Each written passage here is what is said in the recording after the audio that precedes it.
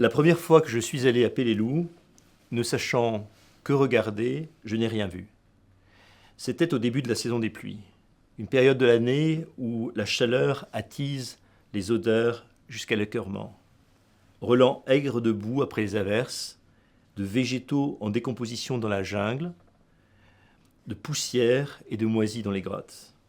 Les couleurs, des bleus et des verts surtout, étaient tellement violentes qu'elles semblaient irréelles. Les herbes hautes surmergeaient les hameaux, laissés à l'abandon. Je n'avais aucun repère.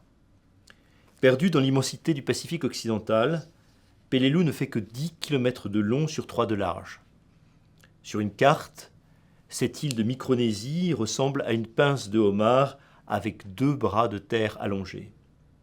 Le jour de mon arrivée, pour me donner une idée de son étendue, je grimpe par le sentier qui serpente sur le flanc du mont Homleblochel, appelé Ummerbrogol par les Américains. Encore quelques marches d'un escalier de bois, accroché à la paroi abrupte. Du sommet, mon regard embrasse la forêt tropicale et la mangrove.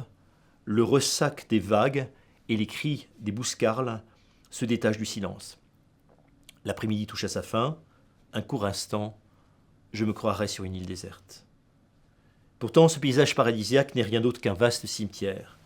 Un monument commémoratif me rappelle pourquoi je me trouve ici, à 13 000 km de chez moi. Lest we forget those who died. N'oublions pas ceux qui sont morts. Le 15 septembre 1944, les hommes de la première division de Marines américains lancèrent l'assaut pour prendre le contrôle d'une modeste piste d'aviation. L'offensive devait être fulgurante. Elle s'éternisa près de 10 semaines face à la résistance des Japonais et de leurs auxiliaires, retranchés dans des réseaux de grottes fortifiées.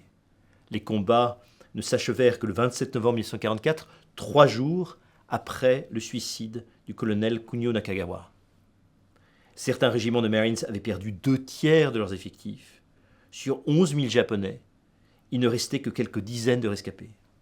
Ceux qui n'avaient pas péri dans les combats furent ensevelis vivants dans les grottes, qui leur servaient de refuge. Pour beaucoup, leurs cadavres s'y trouvent encore. À mon premier voyage, ont succédé plusieurs autres, et les passés de l'île sont apparus comme des fantômes, que l'horreur de la guerre du Pacifique avait d'abord éclipsés. Leurs histoires nous parlent d'exploration, d'échanges et de conquêtes. Elles relient Peleliu au vaste monde, depuis les temps anciens des premières migrations venues des Philippines et d'Indonésie.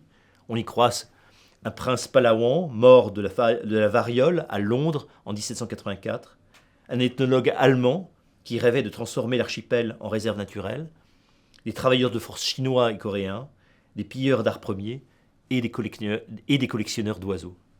Peu à peu, j'ai appris à lire les paysages de Peleliu comme une langue, plages et crêtes, mangroves et jungles, grottes et casemates, autant de palimpsestes d'un passé qui s'efface inexorablement.